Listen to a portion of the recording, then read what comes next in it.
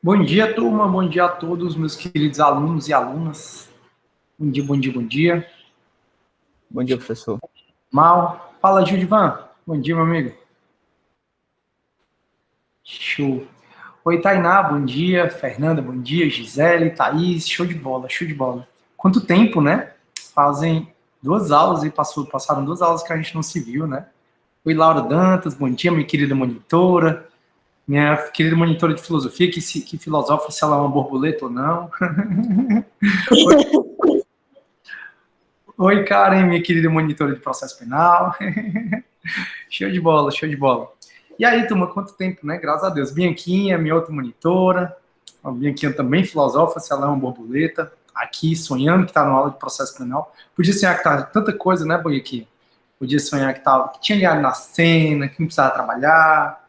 Podia ser igual os gregos antigos, só relaxando. E nós estamos aqui, na aula de processo penal. Beleza, turma? Então, quanto tempo? Espero que todo mundo esteja bem, espero que todo mundo esteja feliz, se cuidando acima de tudo, né? Pessoal ainda aqui, na gente doida. E é isso. Viram ontem a decisão do STF? A Carmen Lúcia, né, ela tinha dito para vocês que ela, em 2018, quando entraram com esse habeas corpus, ela tinha dado um voto dizendo que não era para analisar o mérito do habeas corpus, que não cabia discutir a imparcialidade ou não do Moro, no que diz respeito ao triplex lá do Guarujá. Ela tinha dito inicialmente que não cabia analisar o mérito do recurso. Contudo, talvez porque ela viu que todo mundo votou por analisar o mérito do recurso, ela voltou atrás na decisão dela e foi o que fez a diferença, né? Já que ficou 3-2, exatamente porque ela mudou de posicionamento. Ela mudou de posicionamento para entender que sim, assim como o Gilmar Mendes e o Lewandowski, para entender que o Moro foi realmente suspeito, ele realmente agiu com parcialidade, ele feriu a estrutura acusatória, o sistema acusatório do processo penal na condução do triplex do Guarujá, e, portanto, o processo será nulo não só pela incompetência do Moro, que é outra ação que a gente discutiu lá com o Fachin, mas também é nulo porque o Moro foi extremamente parcial. E aí vai competir ao novo juiz federal, que vai julgar o caso, provavelmente do Distrito Federal, analisar quais atos não decisórios ele vai poder aproveitar. Esse novo juiz está com uma responsabilidade muito grande nas mãos dele, porque todo crime prescreve e esse aí já vem se arrastando há muito tempo, né? Então, o Brasil gastou muito dinheiro com a Lava Jato, tem gastado muito dinheiro com a Lava Jato. Procuradores da República, juízes federais têm ganhado muito dinheiro com a Lava Jato, o Dallagnol, o Moro, eles venderam palestras, cobraram 30 mil para fazer palestras, tudo muito a troco da máquina pública, né? Porque juiz, nem promotor, pessoal, nem procurador, não é para estar no holofote. Servidor nenhum da justiça é para estar no holofote, como o Moro ficou, né? Tanto é que você vê que a maioria das pessoas nem conhece o atual juiz que está conduzindo, ou a juíza que está conduzindo a Lava Jato, né? Exatamente porque o juiz realmente não é para se utilizar da máquina pública para estar no holofote. Mas o Moro se utilizou, ele foi considerado salvador da nação e agora está cada vez mostrando mais que ele não foi tão salvador da nação assim, né? Na verdade, está sendo cada vez mais decepcionante a atuação dele enquanto juiz federal. Isso é a minha opinião, você pode ter a sua, cada um pode ter a sua também, e o importante é só que a gente se respeite, né? Enfim, toda essa discussão é para dizer que uma coisa que eu já dizia, e vários juristas já diziam, se você pegar a minha aula minha de 2018, gravada em cursinho, eu dizia que o Moro era totalmente parcial e que provavelmente o processo ia todo declarado nulo e aquilo ali ia ser só para fazer a gente de palhaço. Ou seja, você é um palhaço, eu sou um palhaço, todo mundo aqui é um palhaço. A gente contribui porque todo esse processo, toda essa a gerência da máquina pública vem do dinheiro, né, da gente, de todo mundo, então sai todo mundo muito palhaço que não serviu para nada. Essa confusão todinha do Brasil. E por outro lado é muito triste porque o judiciário demora muito, né? Então veja, o judiciário, ele, num caso em que está a mídia toda em cima, que é a Lava Jato, que o Brasil todo está em cima, demorou 4 anos para sair uma decisão. 4 anos, um processo que toda a máquina pública, toda a mídia está em cima. Imagina um processo que eu fosse réu, que você fosse réu. Ia passar 10 anos, 11 anos, talvez, 12, talvez o judiciário não ia dar uma decisão aplicando a justiça, né?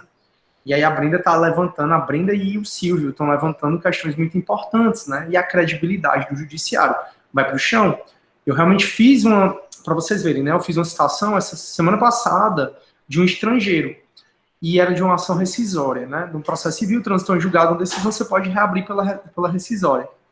Aí ele começou a falar, né? Ele disse, olha, esse país de vocês não vai para frente porque é uma bagunça. Como é que eu passei 10 anos no processo, o juiz decidiu a meu favor e agora a pessoa tem o direito de reabrir o processo? E realmente eu fiquei pensando, eu fiquei calado, né? Não posso falar nada, nem vou discutir com ele coisas que não convêm, mas é muito chato um estrangeiro falando mal do meu país, mas razão ele tem, né?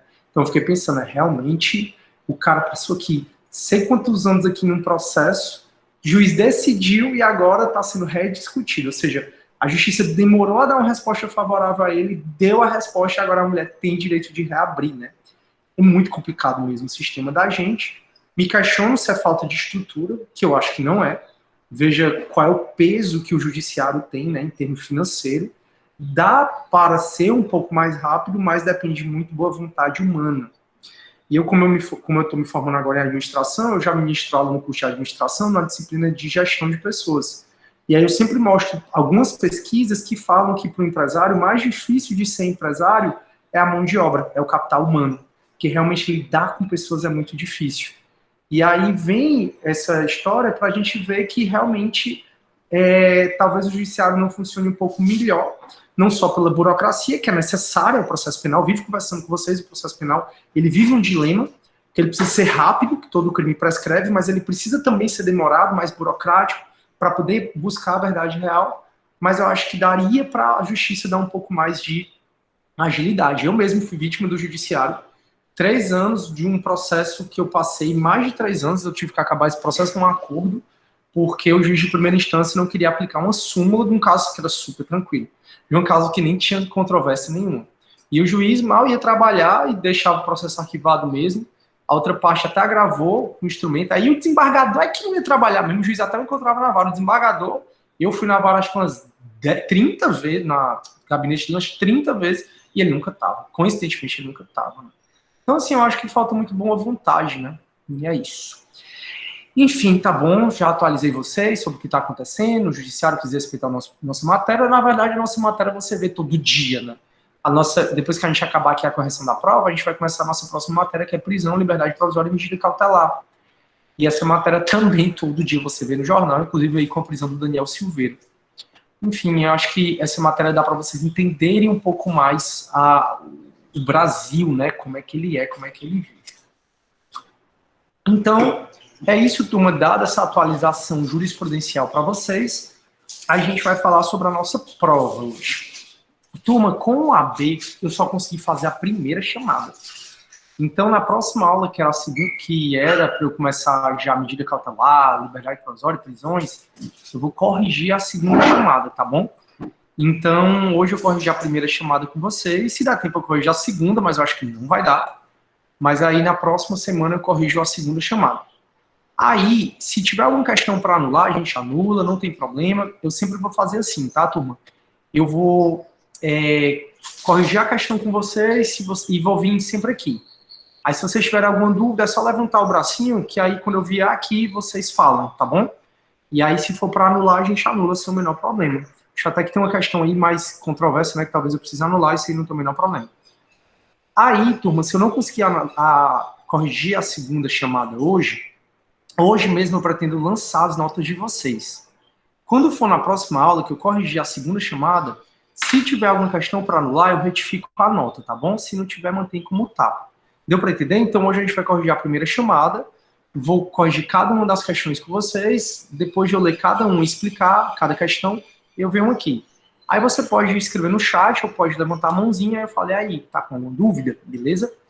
No mais, eu quero parabenizar a turma, deixa eu ver aqui como é que ficou a média de vocês. Turma, a média de vocês ficou 83,78. Muito bom, sem sombra de dúvida. Significa que a maioria da turma, né, tirou 8,3. Boa parte da turma, isso é muito bom. Espero, né, que vocês consigam subir um pouco mais essa nota. Minha ideia é que todo mundo tirasse 10. Mas é isso. Tudo bem, turma? Alguma dúvida? Posso começar a compartilhar minha tela para a gente ver a provinha? Digam aí. Se alguém quiser comentar alguma coisa. Professor, tem alguém querendo entrar na sala? Show. Acho que ninguém quer comentar, né, turma? Beleza. Engraçado, turma, é que eu deixei vocês fazerem 2 correções, né? 2 vezes a prova. Isso era para ter deixado uma, não sei porquê. Ficou mal configurada essa parte. Aí eu tô vendo aqui que muita gente se beneficiou por isso.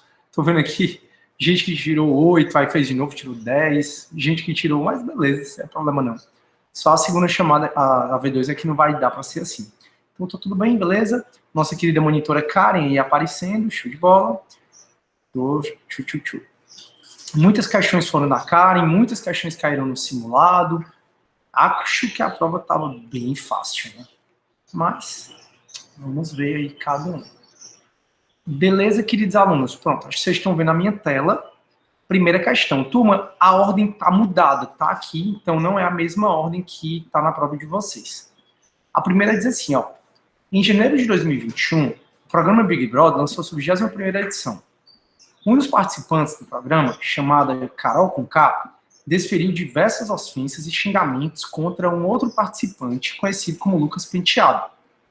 Quando alguém comete infração penal, o Estado tem o direito e o dever de aplicar o direito material para alcançar a paz social e concretizar o direito penal. Esse processo é chamado de... Isso aí foi a nossa primeira e segunda aula, que a gente conversou muito sobre o conceito de pretensão punitiva. Pretensão punitiva é o poder, dever do Estado. Em outras palavras, é o direito e o dever do Estado de punir os autores dos crimes, de aplicar o direito penal ao caso concreto. Então, pretensão punitiva é aquele direito que a gente cedeu para o Estado por meio do contrato social, lembram? A gente falou que na época do Estado de natureza, todo mundo tinha o direito de aplicar a justiça com as próprias mãos. Todo mundo tinha direito de fazer justiça com as próprias mãos. Acontece que, através do contrato social, a gente cedeu para o Estado certas liberdades que a gente tinha. Entre as liberdades que a gente cedeu, foi a pretensão punitiva. Então, se eu fui vítima de um crime, fui vítima de um assalto, de um furto, a regra não sou eu que vou punir a pessoa que cometeu o crime contra mim. Quem vai punir a pessoa que cometeu o crime contra mim é o Estado, através dessa pretensão punitiva. Para o Estado exercer a pretensão punitiva, ele precisa da persecução penal. Persecução vem no sentido de perseguir mesmo. Persecução penal são atos do inquérito, do processo penal, visando a aplicação da pretensão punitiva. Então não dava para ser outra resposta, não dava para ser legítima defesa, juiz imparcial, processo legal. Teria que ser a B de bola, questão muito bem elaborada da nossa querida Janete. Alguma dúvida, turma, na primeira questão? Sim, não? Acho que não. Se tiver dúvida, é só levantar a mãozinha, tá, turma? Deixa você falar, tranquilo. Aí a próxima da nossa questão foi da monitora genética, monitora do semestre passado, sobre inquérito policial, marca a opção correta. A. Um inquérito policial pode ser dispensável. Por essa razão, o indiciamento não é um ato privativo do delegado de polícia. O inquérito policial ele é dispensável, né? Essa é a regra. Se, por outro modo, a ação penal, a denúncia tiver justa causa, tiver a PEC e a ISA. Então, o inquérito serve para dar justa causa à ação penal, a PEC e a ISA. Conversamos sobre isso várias vezes. A denúncia ela vem instruída com o inquérito para mostrar a PEC e a ISA. Contudo, turma, se a PEC e a ISA forem provadas por outras formas, como, por exemplo, pelo PIC, pelo TCO, por um processo administrativo da Receita, por um TAC, que é um termo de ajustamento de conduta, o inquérito é dispensável. Agora, o indiciamento é um ato privativo do delegado de polícia. Indiciamento é colocar no inquérito policial aquele cara como principal suspeito do crime. Então isso está errado, é um entendimento jurisprudencial que eu conversei com vocês várias vezes. B. Uma vez instaurado o inquérito, caso a autoridade policial conclua pela atipicidade da conduta investigada, poderá determinar o arquivamento do inquérito. Artigo 17 do Código Penal, o inquérito policial ele é indisponível. Isso significa que o delegado não pode mandar arquivar um inquérito policial. O inquérito ele é arquivado através de um pedido do promotor de justiça e da concordância do juiz. Então, o promotor pede o arquivamento, o juiz concorda, o inquérito é arquivado. Por isso que não é a B. C. Trata-se de um procedimento discricionário, pois ao contrário da fase judicial, em que há um rigor procedimental a ser observado, a fase preliminar de investigação é conduzida de maneira discricionária pela autoridade policial, que deve determinar o rumo das diligências de acordo com a peculiaridade do caso concreto. Perfeita questão. Em outras palavras, o inquérito ele é discricionário. Eu falei para vocês várias vezes. O delegado, de acordo com o artigo 6º, ele pode fazer várias diligências dependendo do caso concreto. O inquérito ele não é processo. O processo ele tem que seguir aqueles atos processuais que vocês vão estudar em processo penal 2. Se o juiz ele inverter as ordens dos atos processuais, vai ser considerado nulo aquele processo. O inquérito não. A gente tem fala de nulidade de inquérito policial. Então a C está toda correta. É discricionário, não é como a fase judicial. A autoridade policial ele conduz de maneira discricionária as investigações. D. O inquérito deve terminar no prazo de 15 dias. Falso. Artigo 10. A regra é que o inquérito policial vai terminar no prazo de 10 dias. Exceção é o inquérito da Polícia Federal, que se o indiciado estiver preso, aí pode terminar em 15 dias, podendo ser prorrogado por mais 15 dias. Mas aqui está falando da regra. Que se o indiciado estiver preso, o investigado estiver preso, o inquérito vai terminar no prazo de 10 dias, não pode prorrogar, como regra, se ele estiver preso, e se ele estiver solto, 30 dias. Então, o que está errado é o 15. Item E, ao tomar conhecimento de uma notícia de crime de ação penal pública incondicionada, a autoridade policial decidirá se instaura ou não inquérito policial, mesmo tendo certeza da materialidade do fato indício suficiente de autoria, independentemente de provocação da vítima, pois o inquérito é um ato privativo do delegado. Realmente, o inquérito é um ato privativo do delegado. Realmente, se o crime é de ação penal pública incondicionada, o inquérito pode ser instaurado independentemente de provocação da vítima. Agora, se você fala para o delegado para instaurar um inquérito, mostra certeza sobre a materialidade, ele é obrigado a instaurar o inquérito policial. É a característica da oficiosidade, como a gente já falou. Então, realmente, pessoal, a resposta correta só pode ser a C. Alguma dúvida, turma, aí? Sim, não, mais ou menos? Segunda questão, tá ok? Tranquilo, professor. Ô, Gilvan, pode falar, meu amigo, desculpa. Tá tranquilo, professor. Pronto, obrigado. É porque, ó, não suporta esse barulho que vocês acabaram de ouvir e o pessoal fica chegando atrasado, aí fica esse barulhinho. Aí eu deixo meu fone aqui. Ah, tá. Nem falei pra vocês, a gente tá usando esse link, excepcionalmente, só porque a prova do AB não é a mesma do CD. E aí, geralmente, o link é o que a Karen abriu. E a Karen não consegue gravar. Aí eu tô usando esse link hoje, porque é um link que eu abri para eu poder gravar, né? Tanto é que eu tô gravando a aula, para eventualmente o aluno que não assistiu a aula poder assistir depois. Beleza? Então, assim, quando vocês quiserem falar, fala, Érico, seja bem-vindo, meu amigo. Quando vocês quiserem falar, liguem a mãozinha, tá? Por favor, que aí fica mais fácil. Obrigado aí, Judivan, pelo feedback. Show. Vamos lá para a terceira questão, turma. A terceira diz assim, ó. João, no dia 2 de janeiro de 2015, praticou crime de apropriação indébita majorada. Foi então denunciado como incurso na sanção do 68. No curso do processo, mas antes de ser proferida a sentença condenatória, dispositivos do CPP, de natureza exclusivamente processual, sofrem uma reforma legislativa, de modo que o rito a ser seguido pelo recurso de apelação é modificado. Ou seja, antes de ter a sentença, que é quando caberia a apelação, veio uma nova lei antes da sentença. Essa lei de exclusivamente cunho processual penal e mudou o rito da apelação.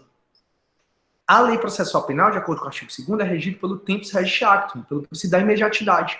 Ela é aplicada imediatamente. De maneira que esse processo, todos os processos que ainda não foram, que não tiveram sentença, vai ser aplicada essa nova lei processual. Então, sofre alteração legislativa de forma que o rito da apelação é modificado antes de proferir a sentença condenatória. Massa. O advogado João entende que a mudança foi prejudicial, pois é possível que haja uma demora no julgamento dos recursos. Nesse caso, após a sentença condenatória, é correto afirmar que o advogado de João não deve respeitar o novo rito de apelação? Falso. A gente viu que a lei processual equivale a que está vigente no momento em que você vai praticar o ato processual. Então, quando saiu a sentença, que quando ele tinha o direito de apelar, qual é a lei que está valendo? É a anterior? Não, é a nova. Então é a nova. Ele deve sim respeitar o novo rito, por isso que não pode ser nem A nem a B. A C deve respeitar o novo rito da apelação, pois aplica-se o princípio da imediatidade da aplicação da nova lei, da imediata aplicação da nova lei, da imediatidade da aplicação da lei, do tempus regit actum, artigo 2º. Turma, até agora as questões estavam facílimas, né? C de casa, correto. E a D deve respeitar o novo rito de recurso de apelação, pois se aplica a extratividade. Extratividade é para a lei penal. Vocês viram extratividade com a ultratividade e a retroatividade, tá bom? Da lei penal mais benéfica. Então, extratividade, eu acho que até que eu resolvi essa questão com vocês, se eu não estou enganado. Deixa eu ver se alguém está com dúvida. Bom, ninguém está com dúvida. Beleza. Bora para a próxima questão. A próxima diz assim, ó. Quarta. A lei processual, escolha 1. Tem aplicação imediata sem prejuízo da validade dos atos processuais anteriores. Correto, artigo 2º, é a letra do artigo 2º. Tem aplicação imediata devendo ser declarado inválido os atos praticados sobre a vigência da lei anterior. Turma, se os atos tivessem que ser declarados inválidos, o judiciário já demora. Tu imagina aí, se a cada lei processual penal que mudasse, tivesse que ter um novo ato processual, refizesse o ato processual, o judiciário não ia acabar nunca. Em uma das anteriores está errado, que é a D. Tem aplicação imediata devendo ser renovados os atos praticados sobre a lei anterior, a mesma coisa da B, está errado. E é somente ser aplicado aos processos iniciados sobre as subvigentes. A resposta é só A, é a letra da lei, do artigo 2º. A Karen deu de graça essa para vocês. Não foi, Karen? Quinta questão. No dia 5 de março, foi iniciada mais um período de lockdown em Fortaleza. Somente atividades essenciais poderão funcionar para conter a disseminação da variante do coronavírus, tendo validade até 18 de março. E agora, né, Karenzinha, até dia 28 de março. João, residente no bairro de Fátima, tem uma vida social bem agitada, não se importando muito com as medidas restritivas impostas pelo seu governo. Ixi, tem tanto amigo que é assim, né? Infelizmente, porque ontem 3.158 pessoas morreram, né? E aí o nosso presidente muda o discurso e sempre fala a favor da vacina. Quando ele mais atrapalhou, talvez eu e você já tivesse sua terceira fase, né? Pela minha comorbidade. Aí você vê que no Ceará, agora que estão vacinando a galera com 74 anos. Meus dois irmãos que moram fora, todos dois já tiveram a primeira e a segunda vacina. Eles e os cônjuges deles. E eles têm minha idade, mais ou menos. E eu não chego nem perto de ser vacinado. É frustrante, mas faz parte. Aí, João, residente no bairro de Fátima. Aí, pronto, já foi. Ele havia marcado um happy hour com amigos nas casas no dia 8/3, por volta das 22 horas, compareceram ao evento todos os amigos de João, na quantidade de 20 pessoas. Seu vizinho do prédio, andar superior, Márcio, que possui uma filha de 1 ano e 6 meses e uma mãe de 87 anos, residindo no mesmo apartamento, incomodado com a situação de desrespeito e falta de sentimento na coletividade do seu vizinho, João resolveu ligar para a polícia para denunciar a aglomeração. Na chamada, não quis se identificar. A polícia chegou ao apartamento de João, onde constatou que havia assim uma festa com aglomeração e pessoas sem a utilização de máscaras. No caso, a notícia crime realizada por Márcio, podemos afirmar que é uma espécie de cognição coercitiva, pois autuou em flagrante? Não. Se a autoridade policial já tivesse visto o crime prendido em flagrante, aí seria cognição coercitiva. Nesse caso, é um caso de cognição indireta, porque ele sabe através do Márcio. Estou vendo até aqui que já está errada o gabarito. B. Não cabe notícia-crime nesse caso. Na verdade, cabe sim notícia-crime nesse caso, sempre cabe. Qualquer pessoa, está no artigo 5º, parágrafo 3º, qualquer pessoa pode noticiar um crime de ação penal pública, né? Inclusive esse, que é crime contra a medida sanitária. Então está errado. C. É uma espécie de cognição direta e espontânea? Não é uma espécie de cognição direta e espontânea. Vou alterar o gabarito dessa, tá, turma? Deixa eu ver aqui. Alterar o Gabi.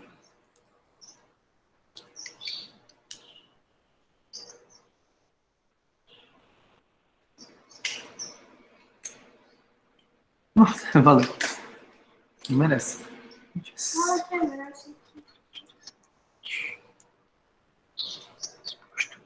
Show. Deixa eu só continuar aqui, então. Só para... não é cognição. É uma espécie de cognição indireta, pois a autoridade polícia foi provocada por um terceiro, mesmo sendo realizado por alguma autoridade. Essa é a resposta correta. Cognição indireta. Acho que é aquela, né, Karen, que tu me falou que tu agendou o gabarito errado. É uma espécie de notícia crime imediata, já que foi realizada com requerimento do ofendido. Não cabe notícia crimes nesse caso. Na verdade, é imediata, mas cabe notícia e crime nesse caso. Então, a resposta correta é a D. Turma, eu vou alterar o gabarito para colocar que a resposta correta é a D de dado. Ok para todos? Show, show, show. A Ana Vitória, amém. Show. Tava até achando estranho, Ana Beatriz, porque assim que terminei a prova, tinha dado que acertaram e depois apareceu esse item. Na verdade, eu não alterei não, tá? O gabarito. Eu vou alterar ainda, tá, Ana Beatriz? Aí o Judivan, errei, mais vida que segue. Paciência, Judivan. Eu botei aí um pontinho extra para vocês compensarem. Beleza, beleza. Mas deu para entender, Judivan, por que tá errado o item? Por que é cognição indireta? Porque foi a autoridade policial ficou sabendo através de alguém. Isso é indireta. Viu? Ei, professor, me desculpa. É porque eu pensei que, colocando assim, poderia ser porque ele não se identificou, né? Aí eu pensei que a cognição, quando você não se identifica, seria uma espécie de cognição direta. Aí foi isso que eu me confundi.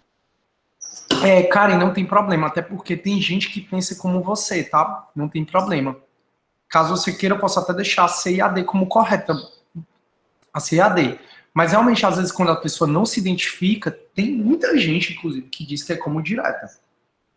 Tem muita gente que diz que quando a pessoa não se identifica. Deixa eu pensar. É porque foi assim que a professora Leilane passou para nossa turma, né, na semestre passado. Aí eu acho que foi essa confusão que eu fiz. Me desculpa. Gente, me desculpa, Não, me não desculpa. se desculpe, não, Karen, até porque realmente existe essa posição. E realmente eu coloquei isso na nota de aula. Então a resposta é a C mesmo, eu não vou alterar o gabarito, não. Na nota de aula tem que denunciar. Porque eu sempre segui essa posição também. Na nota de aula tem que cognição, que quando é denúncia espontânea, quando é denúncia anônima, fica com cognição direta. Turma, não vai alterar o gabarito, não. Tem razão. Tudo certo. Tudo certo. Silvio tá correto. A Fernanda, professor, mas denúncia anônima não é cognição espontânea? Pois é, Fernanda, agora que eu lembrei que eu mesmo sempre segui essa posição e realmente muita gente diz isso. A Bianca tá... turma, não vai alterar o gabarito, não. E para deixar as duas como correta, fica meio contraditório, né? Como é que é indireta e direta. E mesmo na nota de aula que eu li para vocês, diz que denúncia anônima é cognição direta. A Gisele ficou triste. Pessoal, não vou anular, não. Desculpem. Porque realmente, como foi dado em sala de aula e como tá na nota de aula, é que cognição direta, quando é dessa forma. Turma, então, eu não vou alterar, não. Vou aqui, ó. Considera correta. Aí a Brida, graças a Deus. Vamos lá. Então, sexta questão, turma. Diz assim, ó. Após receber denúncia anônima por meio do Disque Denúncia de grave crime de estupro com resultado morte, que teria sido praticado por Lauro, 19 anos, na semana pretérita, a autoridade policial de imediato instaura inquérito policial para apurar a suposta prática delitiva. Lauro é chamado à delegacia e apresenta sua identidade recém-obtida. Em seguida, é realizada a sua identificação criminal com colheita de dados digitais e fotografias. Turma, a lei de identificação criminal, eu acho que eu até resolvi essa questão com vocês, porque eu acho que essa questão caiu no simulado. A identificação criminal, ela não cabe, como regra, está na Constituição Federal, caiu no simulado, lembrei.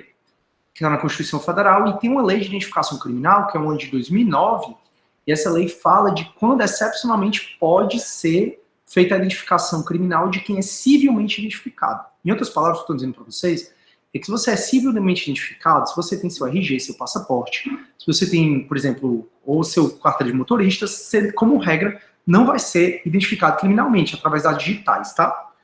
Aí tem uma lei, que é uma lei de 2009, eu mostrei para vocês, que é só aí, Lei de Identificação Criminal. 2009, eu acho. E aí essa lei, ela coloca que quando excepcionalmente o civilmente identificado vai ser criminalmente identificado. Então aqui não pode. Em que pese não ter sido encontrado o cadáver, até aquele momento das investigações, a autoridade policial, para resguardar a prova, pretende colher material sanguíneo do indiciado Lauro para futuros confrontos, além de desejar realizar, com base nas declarações de uma testemunha presencial localizada, uma reprodução simulada dos fatos. No entanto, Lauro se recusa tanto a participar da reprodução simulada dos fatos, quanto a permitir a colheita de seu material sanguíneo, não tem o menor problema. O princípio da não autoincriminação, da não autoacusação, ou do nemo tenetur sede tegere, que ele vai dizer que ninguém é obrigado a produzir provas contra si mesmo, né? Tanto, esse princípio é tão forte hoje que ele não pode mais nem sofrer condução coercitiva por interrogatório dele. Até 2018, eu mesmo, enquanto oficial de justiça, eu fazia condução coercitiva dos réus que eram intimados para audiência e não ia. Mas o Supremo decidiu que não pode haver condução coercitiva do réu. Se ele é intimado para ir para audiência, ele não vai, é direito dele, em decorrência do princípio da não autoacusação. É por isso que ele tem direito ao silêncio, por exemplo, e o silêncio não pode ser interpretado em prejuízo da defesa. Aí vai. É realizado o reconhecimento de laudo por uma testemunha após ser-lhe mostrada a fotografia sem que fossem colocadas imagens do outro indivíduo semelhantes. Essa questão, como eu falei, caiu no simulado, igualzinho, eu não alterei nada. E eu falei para vocês que uma matéria que vocês vão ver em processo penal 2, até mostrei para vocês, é o reconhecimento de pessoas. E a regra, a obrigatoriedade é que deve o reconhecimento de pessoas ser colocado outras pessoas ou outras fotografias. Então não foi colocado nenhuma fotografia. Bora ver qual é a opção correta. O indiciado não pode ser obrigado a fornecer seu material sanguíneo para a autoridade policial, correto. Ainda que seja possível constrangê-lo a participar da reprodução simulada. Não é possível constrangê-lo a participar de nenhum ato, não é obrigado a produzir provas contra ele mesmo. B. O inquérito policial poderia ser instaurado de imediato com base na denúncia anônima isoladamente, sendo exigida a realização de diligências preliminares. É até contraditório esse item, né? Turma, denúncia anônima não serve por si só para instaurar inquérito. Antes disso, o artigo 5º, parágrafo 3º, diz que o delegado tem que fazer a VPO ou a VPI, que é a verificação preliminar de ocorrência ou verificação preliminar de informação. Então, teve uma denúncia anônima, vai lá e verifica se é procedente. Se for, instaura inquérito. Mas instaurar inquérito só com base em denúncia anônima não pode. C. O vício do inquérito policial, no que tange ao reconhecimento de pessoas, não invalida a ação penal como um todo, ainda que baseada em outros elementos informativos e não somente no auto viciado. Essa está correta. Falou várias vezes, não tem jurisprudência, não tem súmula, né? Não tem artigo nem súmula. Tem jurisprudência. Que o inquérito ele é dispensável e por isso a gente não fala nem de nulidade do inquérito. Então, eventual vício no inquérito não contamina a ação penal que ele deu origem. A C é correta. E a D é a autoridade policial, como regra, deverá identificar criminalmente o indiciado, não. Ainda que civilmente identificado, não. Como regra, não deve estar na Constituição Federal por meio do processo de datiloscópio, próprio, não pode fazer por fotografia. Ele pode fazer por fotografia, mas não pode. Mas não pode, como regra, a regra é não identificar o criminalmente indiciado. Beleza, beleza? A Karen quer falar. Oi, Karen, pode falar, linda. Prof, só para fazer um adentro, esse detalhe, o senhor fez em sala, eu fiz no GED, ainda coloquei eu faço sempre um Word, assim, um material, estava bem explicadinho no material também. Aí ficou muito legal. Tenho certeza que o pessoal se deu bem. Show, massa, massa, massa. Nenhuma dúvida, né, turma? Acho que não, então eu vou continuar. Próximo. Deixa eu ver quantas questões são. Minha nossa senhora, eu matei vocês, 16 questões. Sai da mão. 7ª questão. A 7ª diz assim, ó.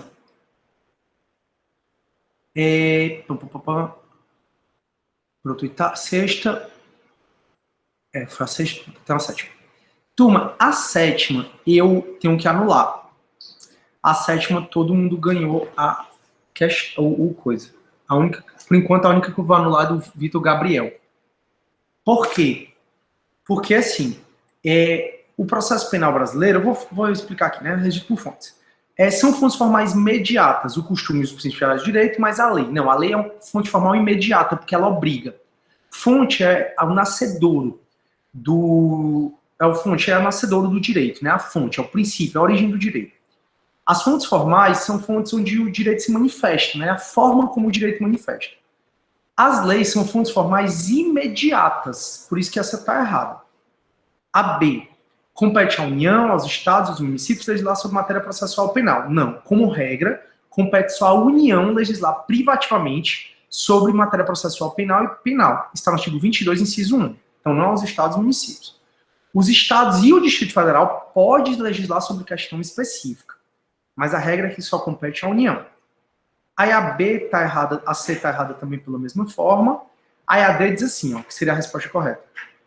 Compete privativamente à União legislar sobre a matéria penal e processo penal, sendo assim tida como fonte de produção material do direito. Beleza.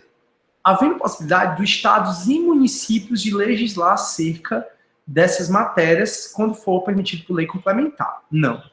Há possibilidade dos estados e o Distrito Federal legislar sobre questões específicas do processo penal ou do direito penal quando forem autorizados por lei complementar.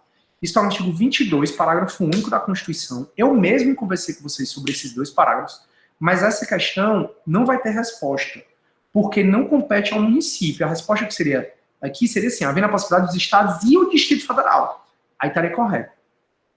Aí são fontes formais imediatas, leis, Constituição, tratados internacionais, medida provisória e doutrina. Não, a doutrina, assim como o costume e os princípios gerais, são fontes formais imediatas. Turma, não tem resposta. Então, eu vou alterar o gabarito para qualquer uma que você marcou aqui, lhe dar a pontuação, tá? Então, se você marcou A, B, A, C, A, D ou A, E, você vai continuar com pontuação. Essa questão aqui do Vitor tá nula, ok? Beleza? A Brenda, ai, graças a... Ai, não, foi antes, né? Tranquilo? Então, essa aí vai estar nula. Beleza. Por enquanto, essa é a única que eu vou anular. Beleza, turma. Próxima questão. 8ª. De acordo com o sistema acusatório, marca a afirmativa incorreta, errada. O acusado tem o direito a ampla defesa e contraditório, né? O sistema acusatório ele tem, obviamente. O processo vem a ser público, correto.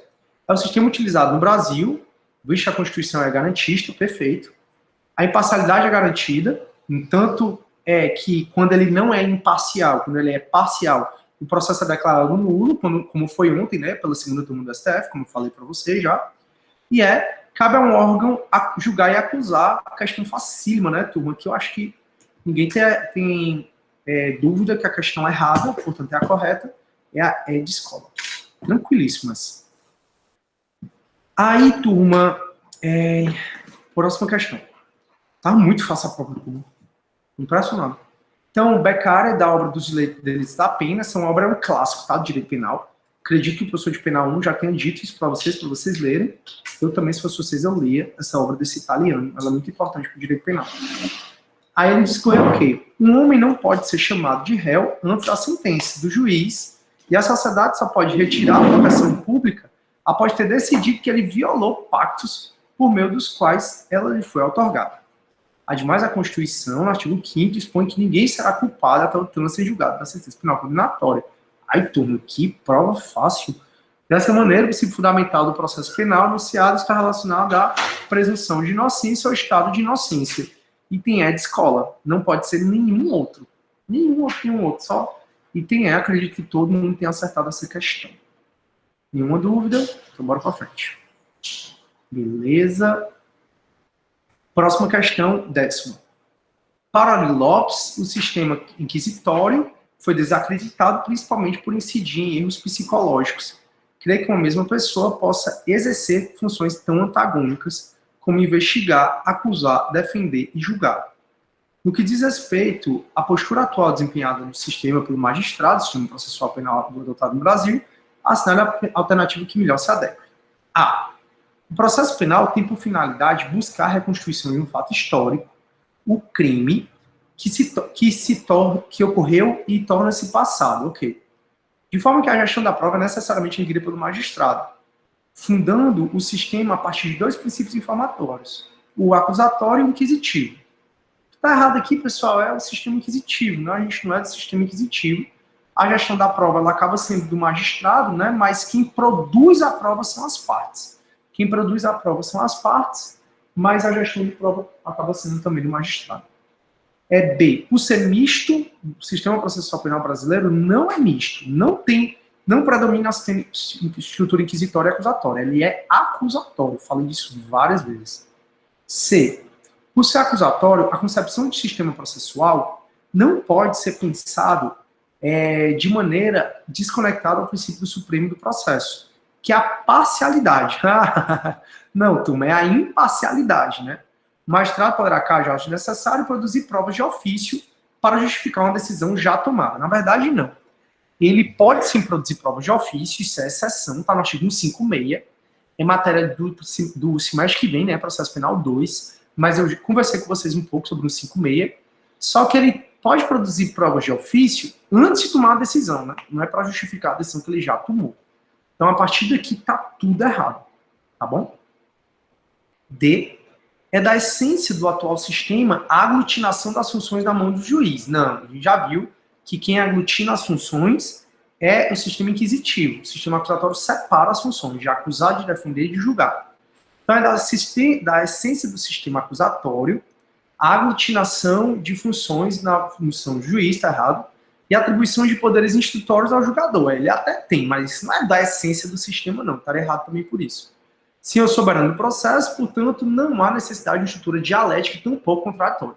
Turma, você está no 5º semestre e achar que o processo brasileiro não tem estrutura contraditória, né? Não existe contraditório, você achar que não é dialético, direito é, por essência, o sistema dialético, não tem nada que se aproveite nessa questão. Morrendo de inveja da minha cachorra, tá ali, dormindo, chega, botou a barriga para cima e tá se espreguiçando, assim, como a minha. Ô, inveja. Não, bem, agora tá olhando para mim. Coisa mais fofa. Tá lá, de barriga para cima, todo escacorado, não tem um músculo tensionado, olhando para mim, dizendo assim, o que é que eu vou fazer da vida hoje? Vai ter biscoito? Vai dar bom. Aí, por ser acusatório, caracteriza-se, portanto, pela clara separação entre o juiz e as partes, ok? Que assim se deve manter ao longo do processo, ok? A iniciativa probatória deve ser das partes, mantém-se o magistrado imparcial, atendendo ao princípio contraditório e ampla defesa na fase processual. Perfeita, item perfeito. Alguma dúvida sobre esse item? Não, né? Então, beleza, bora pro próximo. Próximo, 11. Assinale a opção incorreta. Escolha 1. A incomunicabilidade do indiciado dependerá sempre do despacho nos autos e somente será permitido com o interesse da sociedade. Já está errado e, portanto, já é correto. Não existe incomunicabilidade do indiciado. Até sempre quando eu começo a aula de inquérito, eu falei isso para vocês umas 2 ou 3 vezes, para vocês estarem o artigo 15, né, que é a história de nomear curador ao réu menor, e também o artigo 21, que é o fala da incomunicabilidade. Não existe mais a incomunicabilidade do investigado. Todo mundo, qualquer pessoa que está sendo investigado, tem direito a se comunicar com o seu advogado, com as famílias, com todo mundo. Então, isso já está errado. B, a representação será irretratável depois de oferecida a denúncia. Isso é penal 1. Eu lembro que essa questão caiu no simulado também, não foi? E eu falei para vocês que existe os crimes de ação penal pública condicionada à representação, como estelionato, como ameaça, a lesão corporal leve, a lesão corporal culposa. E esses crimes, turma, quando tem a denúncia, quando tem a representação, você pode retirar até oferecida a denúncia. Acho que é o artigo 42 do CPP. Ok? Então, tá errado. C. A autoridade policial deve assegurar no inquérito... Tá correto, aliás. A representação será irretratável depois de oferecida a denúncia. Ou seja, você pode tirar a representação até o oferecimento da denúncia. Depois do oferecido a denúncia, a representação se torna irretratável. C. A autoridade policial deve assegurar no inquérito o sigilo necessário à elucidação do fato ou exigido pelo interesse da sociedade. Correto, isso aí a gente já falou, mas a gente está procurando errada, né? O inquérito ele é sigiloso. Não esqueçam da súmula vinculante número 14, onde o advogado ele vai ter acesso aos autos do inquérito policial, mas só no que está produzido, né? E item D. É possível qualquer do povo provocar a iniciativa do Ministério Público nos casos em que cabe a ação penal pública, fornecendo-lhe por escrito informações sobre o fato e sua autoria, indicando o tempo, lugar e elemento de convicção. Correto. Está no artigo 5º, parágrafo 3º, qualquer pessoa pode fazer a delácio crimes, né, ou a notícia crimes. Então pode ser para o delegado, pode ser para o juiz ou mesmo para o promotor. Mas geralmente é para o delegado ou para o juiz. Aí eu até falei para vocês, de um colega meu oficial, que a sogra está sendo vítima de um estelionato, aí eu falei para vocês sobre isso. Então, realmente, a 11, a resposta correta é a A, não tem nenhuma aqui para anular. Na 11, né? Show. Nenhuma dúvida, vamos continuar. 12. De acordo com o artigo 3A do CPP, o Brasil possui um sistema processual penal acusatório. Qual destes não possui características do sistema processual penal acusatório? Publicidade é característica, então não é a resposta. como regra. Como regra, porque excepcionalmente os atos processuais podem ocorrer em sigilo, como é o caso de todos os crimes contra a dignidade sexual, estupro, violação sexual mediante fraude, estupro vulnerável. Todos esses crimes correm em segredo de justiça, então não é a A. B, contraditório, como regra é. Liberdade probatória, você é livre para produzir a prova que você quiser, como regra, correto. Separação da função de acusar e julgar, correto. Poderes investigatórios iniciais do juiz, falso. E o pacote anticrime mudou muito o processo penal, turma, para dizer que o juiz realmente tem que ficar lá paradinho na dele, esperando ser provocado, né? O juiz ele não tem esses poderes investigatórios como regra. Então tá errado. Separação das funções de investigar, acusar, defender e julgar. Sistema acusatório, separação das funções. Então só pode ser a rede escola, é a que tá errado. Ok. Beleza. Deixa eu ver se alguém tá com dúvida, não tá? Então vamos para a próxima. 13. Peraí.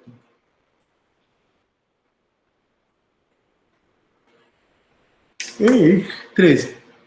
Alexandre Ardoni e Carolina Jatobá foram submetidos ao julgamento perante o segundo tribunal do júri de Santana e após 5 dias de julgamento, acompanhado por todo o Brasil, o Conselho de Sentença reconheceu que os acusados praticaram em concurso crime de homicídio doloso contra Isabela Nardoni, pessoa menor de 14 anos, triplamente qualificado pelo meio cruel, pela utilização de recursos que dificultou a defesa da vítima e para garantir a ocultação de delito anterior, ficando afastada a única tese sustentada pela defesa dos réus em plenário, de negativa de autoria.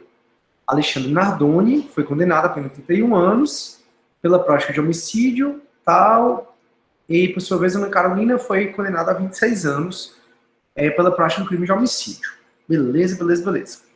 A referida sentença penal condenatória foi publicada na madrugada de 27 de março de 2010. Ainda lembro, eu estava em Juazeiro do Norte, ia dar aula na pós lá.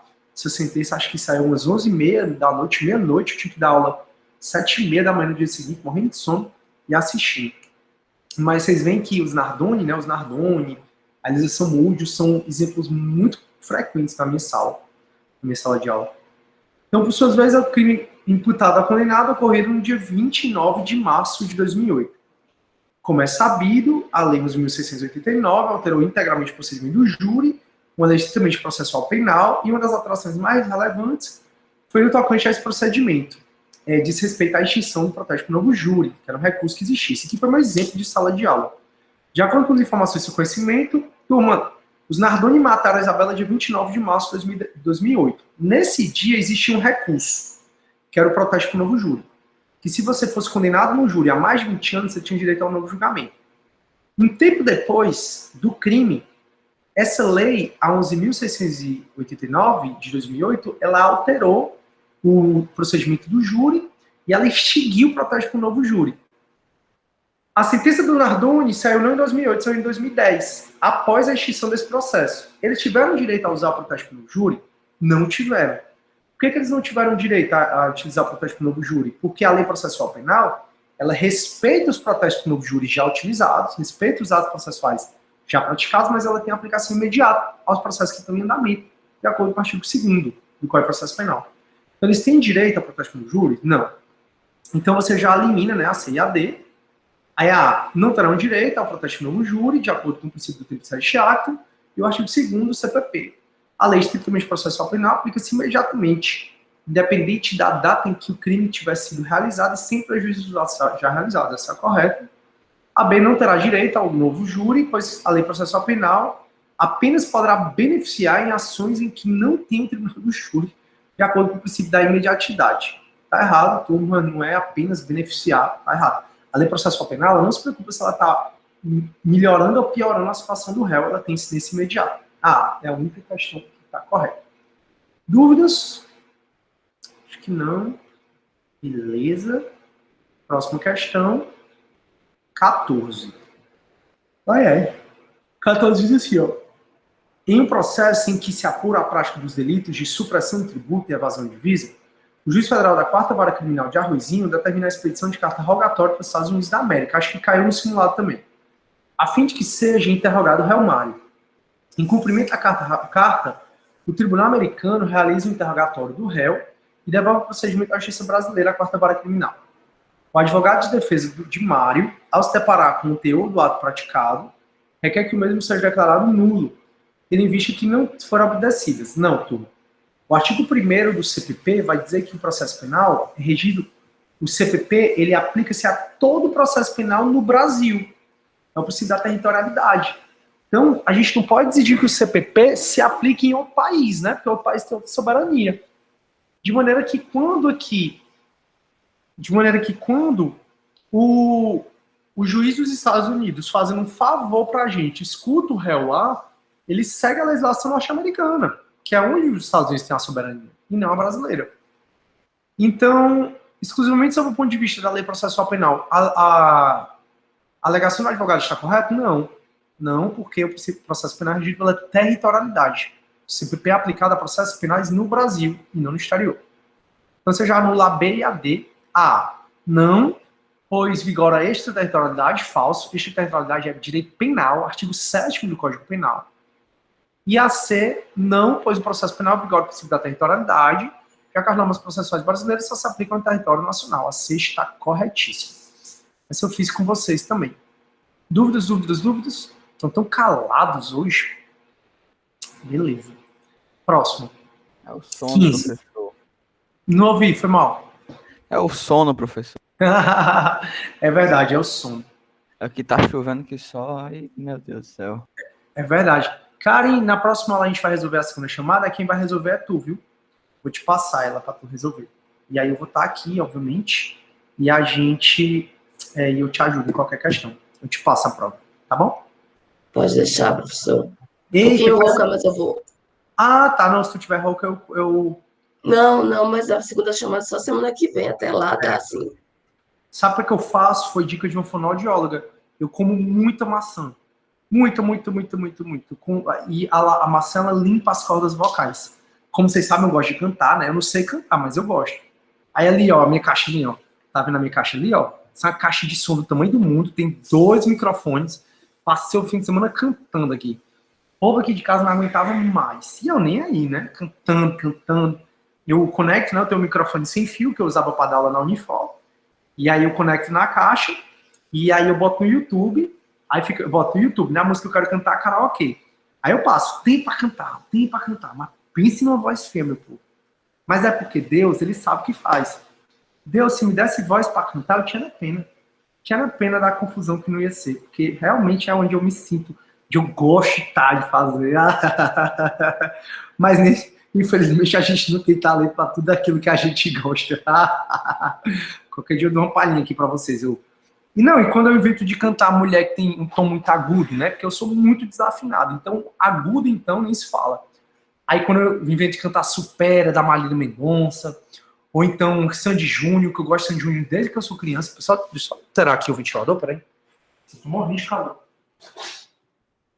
Ou então, aquela voz aguda da Sandy, né? Aí, imagina aí, eu imitando a Sandy. Vou falar, faz falha. Não... ai, faz parte. A Bianca disse que é o friozinho. Aqui já tá começando a ficar quente. Bem aqui, a Sandy cantou. E eu morri não saber disso. Não, e eu falei pra vocês, não, essa foi a terceira caixa que eu comprei. Eu comprei uma da JBL, chamada Party Box. Ela é bem alta, mas não foi alta o suficiente para os meus ouvidos, né? Eu queria, porque quanto mais doido você tá, mais alto você quer o som. Aí eu devolvi, aí comprei outra da JBL profissional, a bicha, pô, caríssima, tal, de profissional mesmo. Aí ela não conecta no Bluetooth para tocar Spotify. Ela, bicha, é tão profissional que não conecta. Aí não quero uma caixa dessa. Aí troquei de novo. Aí eu fui e comprei essa, que é da Standard, sei lá. Mas a bicha é boa. Party Box é gigantesca. Pois é, eu não gostei de Não, tá muito pequena. Aí eu fui e troquei. Botar o CD pra cantar na Rua da Saudade. Eu até já fiz só uma aula de canto, né? Uma aula experimental. Lá fiz faz nem um mês, 2 meses, sei lá. Aí a mulher disse que o meu tom é o Fá sustenido. Não sei se ela quis dizer que realmente eu não tenho tom nenhum, por isso que é o Fá sustenido. Ô, comédia. Mas é isso, eu não acho que meu tom é nenhum. Enfim, tudo isso é para dizer que mesmo sendo cantor, pois é, e mesmo dando aula, né, muita aula, eu acabo dando muita aula, eu às vezes não fico muito rouco, Exatamente porque eu como muita maçã, né? Pois é, faz parte. Tudo que for para não ficar rouco, eu tomo. Vamos para frente. Sim, turma. Aí, 15. A 15 eu acho que também caiu no simulado. Vai dizer assim, ó. Em 23 de novembro, segunda-feira, sendo o dia seguinte útil em todo o país, tece o advogado de defesa do réu em ação penal de natureza condenatória, intimada a sentença condenatória do seu cliente. No curso do processo recursal, no curso do prazo recursal, foi mal, porém entrou em vigor uma nova lei puramente processual que alterava o CPP e passava a prever que o prazo de apresentação do recurso de apelação seria de 3 dias e não mais de 5. Não altera, turma, porque assim, se o cara for intimado, vale o prazo do data da intimação. Já pensou, tu tá no curso do prazo de 5 dias, aí vem uma nova lei dizendo que é 3, tu tem que seguir o 3? Não. Qual foi da data em que tu foi intimado da sentença? Qual era o prazo? 5 dias. Vem uma lei posterior, aumenta ou diminui, teu prazo continua sendo 5 dias. Aí, no dia 30 de novembro de 2015, dia útil, o TSE apresenta os recursos de apelação, acompanhado das respectivas razões. Considerando a hipótese narrada, o recurso do advogado então ele tem 5 dias, né, turma? Por quê? Porque do dia que ele foi intimado da sentença, o prazo era 5 dias. Veio uma lei processual penal posterior a isso, aumentou, alterou, continua 5 dias. Então, 23 de novembro, né? Como é um prazo processual, começa a contar no dia seguinte. O dia seguinte é útil. Então, 24, 25, 26, 27, 28. Acontece que 28 é sábado, 29 domingo, 30 segunda. Então, ele tem prazo processual, começa e termina em dia útil. Então, o prazo dele, se ele entrou no dia 30 de novembro, era dia útil, o prazo dele é tempestivo. Não dá para ser A, não dá para ser AB. Tempestivo, aplicando o tempo recheado, e o antigo prazo recursal deve ser observado, correto? D. Tempestivo, aplicando o princípio constitucional da irretroatividade da lei penal mais gravosa. Turma, negócio de lei que é melhor, é pior para o resto, é direito penal. Lei penal é diferente de lei processual penal. Não é a D, só pode ser a C. Essa eu resolvi com vocês no simulado. Acho que ninguém está com dúvida também. Show. E, finalmente, acho que a última, né? Graças a Deus, meu Deus. O princípio da presunção de inocência pode ser tratado... Não, turma, eu vou te dizer, essa prova aqui, ela foi para nível fácil para médio. Porque ela não foi difícil de jeito nenhum. De jeito nenhum. Foi muito tranquilo, graças a Deus. E a ideia era que todo mundo tivesse tirado 10. Aí, o princípio da presunção de inocência pode ser tratado sobre a ótica de duas vertentes. Uma de tratamento e uma de probatório. Beleza. Sobre a primeira perspectiva de tratamento, ao indiciado acusado é assegurado, visto que se encontra em estado de inocência, que todos os atos que venham a restringir seus direitos sejam devidamente fundamentados na legislação. Perfeito. Quanto ao aspecto probatório, o item correto. A acusação pode apresentar provas obtidas ilicitamente, artigo 157, já falamos sobre isso na unidade 2, não pode apresentar prova ilícita como regra ser utilizada no processo penal. B. O acusado poderá alegar excludente de ilicitude após o oferecimento da denúncia. Não pode, né? Na verdade, ele pode alegar uma legítima defesa, estado de necessidade, não tem problema. O não aqui torna o item errado. C. Ao réu não é permitida a produção de provas. Na verdade, ele tem, né, o ônus probatório. Quem alega tem que provar. Falamos sobre isso, está no artigo 156 do CPP. 155 ou 56? 56 do CPP. Aí D. Ao acusado, cabe o ônus probatório da existência da autoria, a acusação, aliás, cabe o ônus probatório da existência da autoria do crime, correto? Artigo 156 do CPP, falamos sobre isso. Ao acusado, cabe o ônus probatório. Na verdade, o princípio da presunção de inocência, ele diz que você não é obrigado a provar sua inocência. Eu fui processado por um roubo, não produzi provas nenhuma. Eu poderia ter produzido, mas não quis produzir provas nenhuma. Aí veio o Ministério Público que não conseguiu provar, não conseguiu dar certeza para o juiz que eu cometi aquele crime. Então, eu vou ser absolvido. Então, o item D está correto. Realmente, acabou a prova. A única alteração que eu vou fazer na prova, turma, é a questão do Vitor, que qualquer item que você marcou vai ter dado como errado, tá bom? Turma, o que é que eu vou fazer agora? Eu não vou corrigir a segunda chamada, porque não vai dar tempo. A segunda chamada, principalmente a prova do AB, foi, acho que até um pouco mais difícil, mais complexa que essa. E aí que no AB não tive tempo mesmo. Então, no AB, na segunda-feira eu vou corrigir a segunda chamada e com vocês também na segunda-feira a gente vai corrigir a segunda chamada. E aí, turma, o que é que eu vou fazer? Eu vou alterar essa questão do item, do Vitor. Quem fez segunda chamada, tem alguma questão que quer que eu anule, que eu veja? Porque eu já queria lançar as notas de vocês hoje. Aí, se for o caso de, na segunda chamada, ter alguma para anular, eu consigo retificar a nota depois, mesmo que eu tenha lançado. Mas quem fez segunda chamada, quer que eu anule alguma questão? Quero, professor, todas? Não, alguma questão quer que eu analise ou não? Tem uma questão extra, a primeira chamada teve questão extra. Aí vocês tiveram 11 pontos. A segunda chamada era para ter sido um trabalho, mas aí a Karen veio em luta de vocês, disse que eu disse que ia ser uma prova, aí eu deixei uma prova mesmo, não foi, Karen? Mas a V2 também vai ser prova, primeira e segunda chamada, e aí a V3, a segunda chamada vai ser um trabalhinho. Beleza? A V2, turma, vai cair só a matéria acumulativa, tá? A V2 vai cair o que a gente viu até agora, mais o próximo item, que é prisões, liberdade provisória e medida cautelar. Quando aqui para a V2 a gente tem que ter terminado a matéria que eu vou começar quarta-feira que vem. São 8 questões, eu acho que de prisões, mais 8 questões de inquérito. Aí, em princípio, são 2 e... Não, estou mentindo. Acho que em princípio são 2 e essa aplicação da lei penal, o sistema acusatório, são mais 2. Então, estudem inquérito e estudem muito prisões, medidas cautelares e liberdade provisória, tá? Que a V2 vai ser esse assunto. Então, o pessoal da segunda chamada não precisa analisar nenhuma questão, né? Eu já posso baixar e ver a nota. O que é que eu vou fazer, turma? Então, eu vou atualizar a nota de vocês. Se você não tiver tido ponto nessa questão do Vitor, você vai ter tido ponto, vai ter ponto. Se você tiver tido ponto, não vai alterar a sua nota e já eu vou lançar essas notas.